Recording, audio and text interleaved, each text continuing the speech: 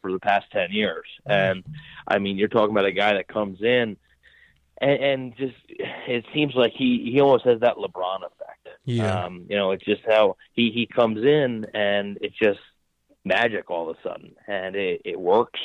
And, everybody seems to work harder, seems to be more focused. And he's really brought a winning attitude to the Bucs, which they haven't had in a long time. So, I mean, he's had a great season. He's exceeded my expectations. I thought he was going to have a good season, but in my opinion, he's been great. And I just think that, right now, he's – I mean, he gets the credit for getting him here, especially in the postseason where he knows how to win in the postseason. I think we can all agree on that. And, this is a young team that, you had a lot of guys in this roster that had never been to the playoffs. And here's Tom Brady strolling in, who's won 6 Super Bowls. And he's a guy that could be that leader. So I do think he's made a huge difference, especially in these playoffs. And when you think about unsung heroes, like some people, like Brian A. Barber, he's up for Hall of Fame consideration. A lot of people say he was one of the backbones of that defense. You look at Lavonte David, one of the members of arguably the greatest high school football team of all time, that Miami Northwestern squad. He goes to Nebraska, one of the best players to ever come out of Nebraska, plays for the Buccaneers, one of the best players statistically. Arguably, you could put him up there with Derek Brooks, and he's been just a quiet undercurrent. And then they draft Devin White, a few years ago, top 5 pick. He's the man in the middle. He's getting all the shine. But how important is Lavonte David, do you think, his leadership and his play through the good times and the bad for this Buccaneers team and this franchise?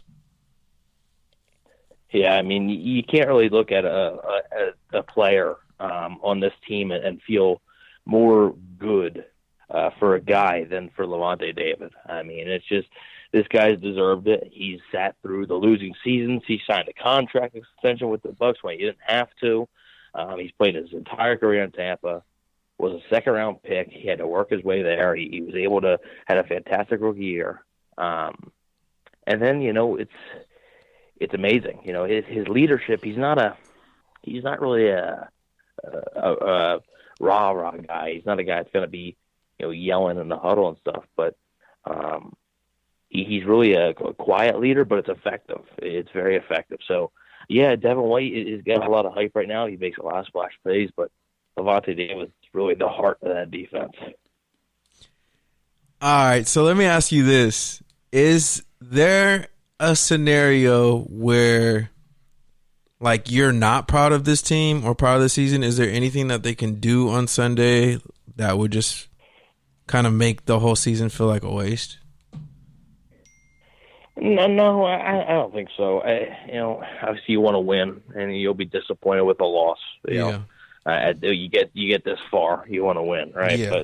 But I picked them to go 11-5, which they did, and I only picked them to win maybe a playoff game. I thought they would win maybe a playoff game, and I thought that might be it. And I mean, in first year in a new system for Brady and Gronkowski. Still a young defense, like I mentioned. No OTAs, no preseason. I just thought maybe next year's the year. Maybe this year, just looking at it, just make the playoffs, take some baby steps, make the playoffs first, and then once you get that playoff experience, you can come back next year better than ever. So I think this season is already a huge success. So it would be disappointing. A loss would be disappointing, but I definitely think that a lot of Bucs fans are going to look back at this season and be proud of this team. And you have Arians, cool, calm, collected. He had that run with Arizona.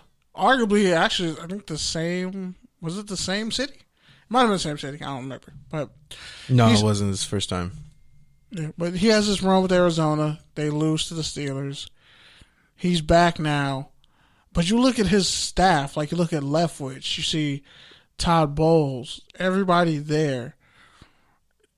From your perspective, is this arguably, one might say, the most team win if they pull this off? Because like Andy Reid, obviously he runs the ship in Kansas City, but from top to bottom, is Tampa Bay like the biggest team story maybe since those old Patriots squads from back in the day?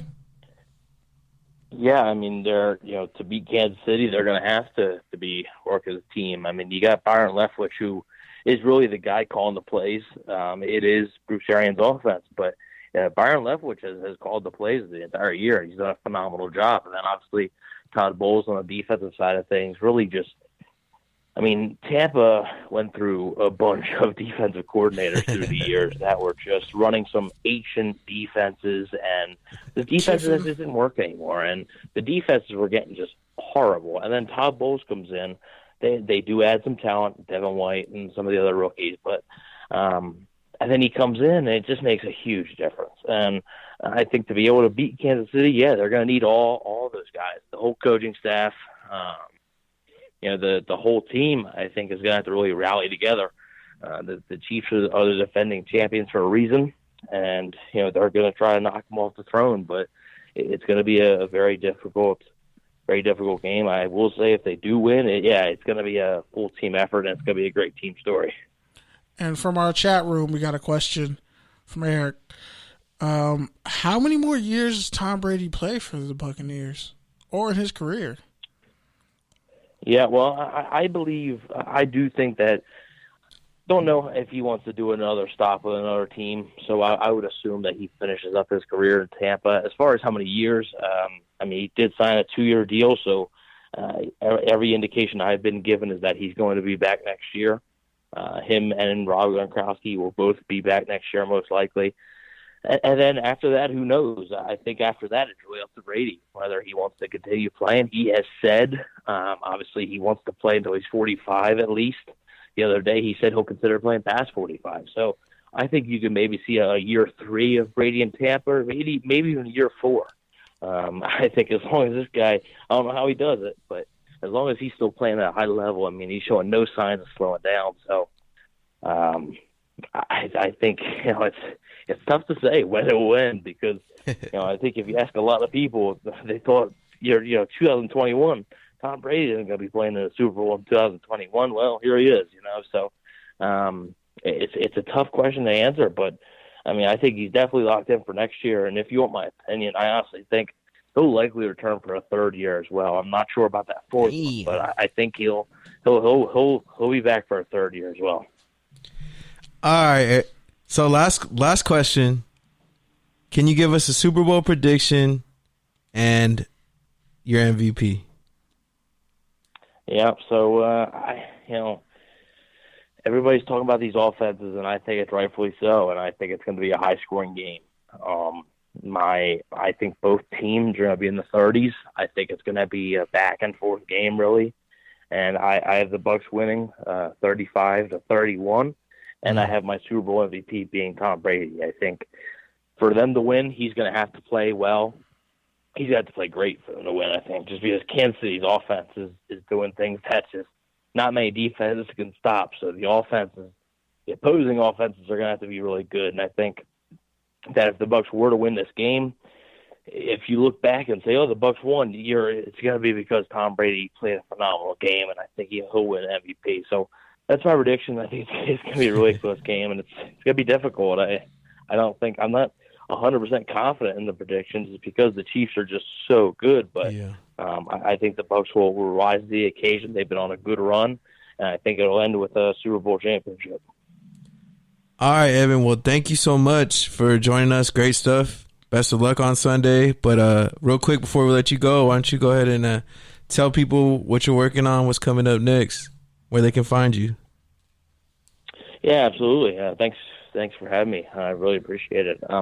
You guys can find my podcast at Cannon Fire Podcast on Twitter, YouTube. We do the YouTube portion. You can find on any major podcast platform, iTunes, whatever. And you can find me on Twitter at EvanNFL. And then, you can find the show on Instagram at Cannon Fire Podcast. And you can also find my Buccaneers fan page on Instagram at Bucs_daily. So almost 27,000 followers on that. One of the biggest Bucs fan pages out there. So that's dope.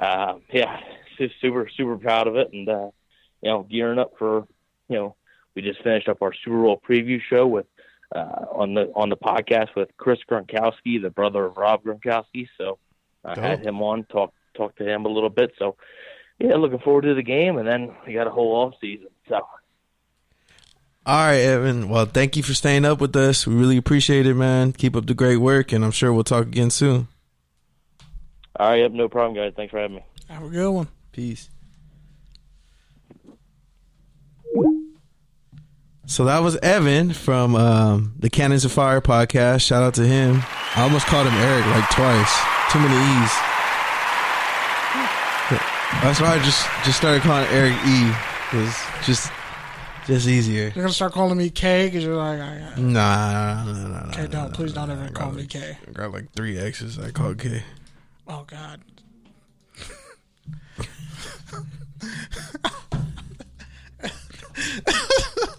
Dog. First strip club sweat. Yeah, I got a stop snitching. So I'm gonna just shut the fuck up. But yeah, man, shout out to Evan. That was some great stuff, man. That was some great stuff. I want to hear more about this. Next time we have him on, I got to hear more about this. I live in Philly, but I align with Tampa Bay because we all know they had beef there. There was some beef there for a couple NFC title games. Yeah, the early 2000s there was beef. It wasn't safe at all. Like most of Rondé Barber's interception highlights are against the Eagles, like pick sixes. Most of the NFC East, if you think about it, the Giants and the Eagles for sure. Like Rondé Barber was getting picks all What's day. up with you? Were you just watching Rondé Barber highlights this week? Earlier today, you said Rondé Barber more times in this episode than the entire show's inception. Like, is he like? If he's a Hall of Fame corner, then Asante Samuels has to be a Hall of Fame corner, right? Okay. Because one is a what was one's a worse? Complete corner. What was worse? Darrelle Revis on the Bucs or Aqib Talib on the Bucs? That's not fair to Aqib Talib. He was in the beginning of his career, and he was a Pro Bowler with the Bucs. Darrelle Revis was terrible on the Bucs. Like, that was a horrible situation. That's like saying Nnamdi on the Eagles. That system didn't fit him. Nnamdi wasn't a horrible situation. Nnamdi Which, by the way, you should watch Nnamdi's movie on Amazon Prime. It's actually pretty good. Nnamdi Asomugha. It's a pretty good flick. It's like literally him. It's weird. Like, he plays the dude.